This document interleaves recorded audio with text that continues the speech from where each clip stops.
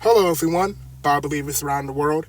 We're back with another episode in the Unmasking the Edomites series. Now, we're going to be jumping in right away with another news source. We're going to be diving into chapter 18 of the book of Josephus, because in chapter 18 of the book of Josephus, he talks about the appearance of Jacob and Esau, and it is a complete contradiction of the One West Camp doctrine of the two fraternal twins of two completely different races, as One West teaches it. I'm also going to bring up something very interesting that a subscriber of the channel commented recently, because it's another hole in One West Camp doctrine, and it's very interesting, and it's something that I've absolutely never thought of before. So we're going to be talking about that comment as well. But let's get into the book of Josephus right away. Now, before we get started with the book of Josephus, for those who don't know, Josephus was a Bible scholar who lived around the same time period as Paul the Apostle. So his writings are very old. Now let's get started. Now when the supper was got ready, he took a goat skin and put it about his arm, that being Jacob, that by reason of its hairy roughness he might by his father be believed to be Esau, for they being twins and in all else things alike, different only in this thing. Okay, so Josephus the Bible scholar was under the belief that the difference between Jacob and Esau was the hairiness of Esau, not that they were two completely different so-called races, like the One West Camps teach. Because the One West Camps would be like, Jacob was a black man, and Esau was a red, blushing white man. But right here we're seeing that Josephus is not subscribing to the idea. He is saying that the difference, they were twins, and the difference was Esau's hairiness. Now, we know how the One West Camps, they like to say that the reason why Jacob wasn't mentioned is because, Jacob looked like everybody else, and Esau was, he was a sunburnt white man. But one thing that I've thought recently, I've thought this for a while, is that saying that Jacob didn't look like Esau because he wasn't mentioned, you could also say that the reason why he wasn't mentioned is because he looked like Esau. Obviously, we know Jacob was not hairy like Esau, but these were both black men. These are both men of color. These are both, Negro men. So we could reverse that and say the reason that Jacob wasn't mentioned is because he was a black man as well. Because if Jacob was something strange like green, probably would have been mentioned. And another thing that I really want to add on to this is how in the book of Enoch, we know that Noah was white-skinned, fair-skinned, and his family was surprised because, at that time we didn't have, that was pre-Shem, Ham, and Japheth, and, all of the diversity and, genetic mutations and stuff that would happen of different cultures being isolated and cultures growing and all that type of stuff. Basically, that was before we really had diversity. And they were shocked by that. So the fact that everybody was so chill when, Esau was born, is kind of a key that Esau was not a different so-called race, because if Isaac had a Chinese son, he would be pretty confused, because he would be like, who's this? If he had a Caucasian son, he would be very confused, like, who's this? So the fact that there was no confusion, there was no shock, is kind of an indicator that nothing different was going on. He was not an Asian and he was not a white man. Esau was a black man. Now, one thing that I would like to mention is a commenter on the channel. He's a subscriber to the channel too. I believe his name is Japheth, the Righteous Gentile. He brought up something very interesting in a comment, and he said that what he said was, if Esau was a white man, Jacob would not be able to fool Isaac into thinking that he was Esau, because keep in mind, the scripture says, that Isaac's vision was failing, so we couldn't see that well.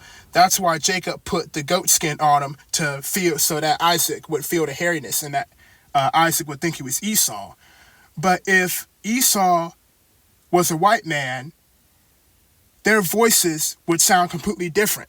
And Jacob would not be able to fool Isaac because they would sound so different. And I'm actually going to put some different voices in this video, in this lesson. And I have a voice of a white man talking, and then I have a voice of a black man talking. And we're really going to see that, shout out to Japheth, the righteous Gentile, that is something that I've never thought about. But it's actually very true, that Jacob's plan to get the blessing from Isaac would have never worked if Esau was a white man, because white people's voices sound nothing like black people's voices. We have very loud and deep voices, and white people have more higher, different tuned, more cartoony like voices. That's all I can think of, like Lightning McQueen, Mickey Mouse. We don't sound the same. So Jacob would have never been able to pull that off. And that's something that I never thought of, but shout out, that's really crazy. I felt like if I could be a driver in the truck series that was able to make a living and win a race. This thing together. We're all soundbound with new partners. We all got a new flow. We got a new lanes working with. Okay, we're now getting into another source. This is the ladder of Jacob. Now, I have to give a shout out to Sons and Daughters of the Covenant of Yah, because they are super good folks, and they've been sharing a lot of these sources that they have with me, because this series would have been done a long time ago, but they have really opened up and shared a lot of their sources with me, and that has really revived this series. They were the ones who originally showed me the sources about the Esau-Phoenician connection, and really provided the proof to prove what I've been hearing some Israelites say for a while now, which is, I touched on it in the last episode, that some Israelites have believed that some of Esau's seed has made its way into the so-called black community of America. But I didn't have any proof of that, so I was, not a part of that group, because the scripture lets us know clearly that, where Esau's secret places are. It makes it clear that he has descendants in Arabia, Teman and Dedan and Basra, but I never heard nothing about him making it to the Americas. But with that source now, we have some evidence for that idea. So that's something very interesting. And shout out to them. Thank you very much. And this is another source that they provided. So this is super cool. Now, let's get into this. I'm also going to get into the Dead Sea Scrolls. I'm going to try not to go deep into the Dead Sea Scrolls, because I really want to save them for the Japheth series. The Japheth series has been on hold for quite some time. But I really want to open it up for the Japheth series. But I'm going to touch on the Dead Sea Scrolls, because it really answers a very good question that I received a few years ago about Japheth's role in oppressing the children of Israel. I really want to look into that. So let's get into this right now. So we're going to start down close to the bottom in this document. It says that the Most High will raise up kings from the grandsons of your brother Esau, and they will receive all the nobles of the tribes of the earth who will have maltreated your seed, and they will be delivered into his hands and will be vexed by them. Okay, here's the part that I really want you guys to see. Let's read it again. Sons and Daughters are coming out would do the rewind sound effect. I like how he does that. The Most High will raise up kings from your grandsons of your brother Esau, and they will receive all the nobles of the tribes of the earth who will have maltreated your seed. Okay, so he says the tribes of the earth who will have maltreated your seed. He didn't say that Esau was going to be the one that is in America, with the whip, in the Jim Crow water fountain policies and all that type of stuff. He says that the nations, the tribes, will be the ones who will have maltreated your seed. And Esau is benefiting from this. Now, I've been thinking in my head a lot recently on kind of Sons and Daughters of the Covenant of Yah had a series which originally got his channel taken down called Esau's Not the White Man for Dummies. And that's kind of really a big fact, a big wake-up call that this doctrine is phony, because you can call white people the devil, you can call them monkeys, tail, furry, whatever you want, red devil, and YouTube will never take your stuff down. As a matter of fact, they'll pay you to say all that type of stuff. But Sons and Daughters of the Covenant Yah did a series, debunking this with the scriptures and historical facts, and they terminated his channel. Usually where there's censorship, there's usually truth. So that's something very interesting. And yeah.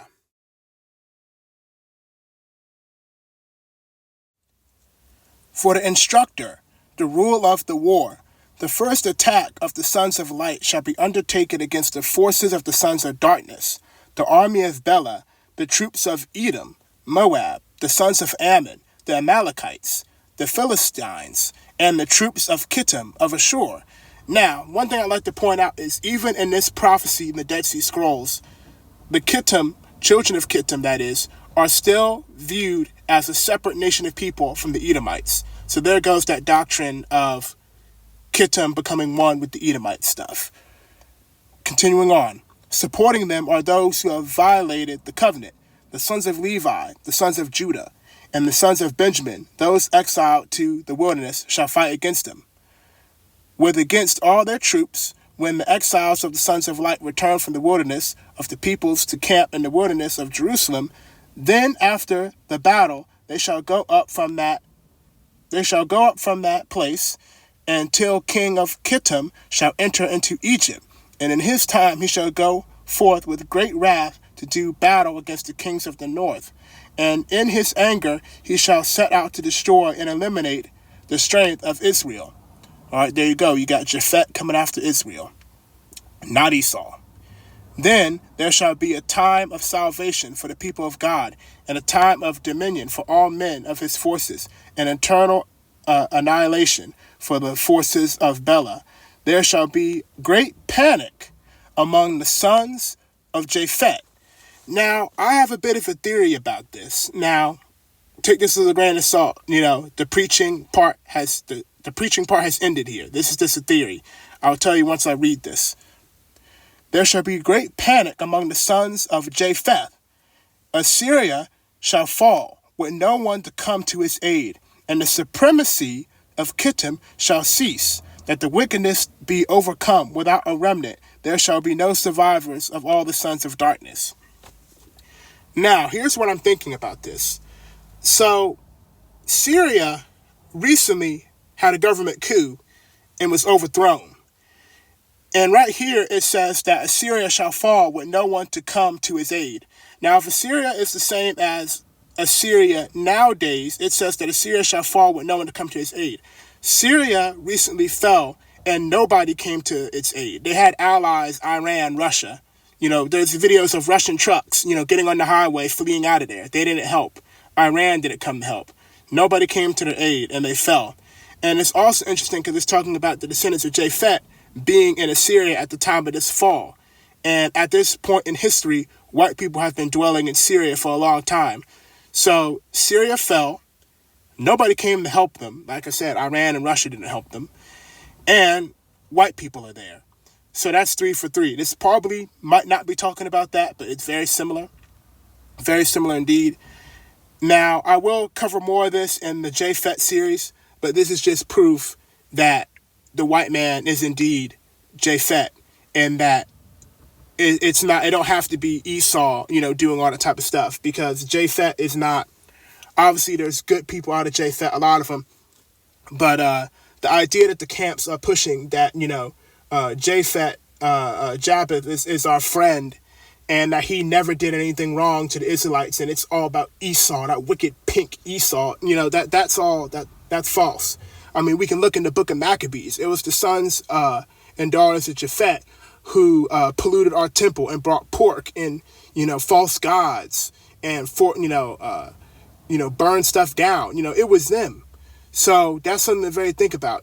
This has nothing to do with Esau.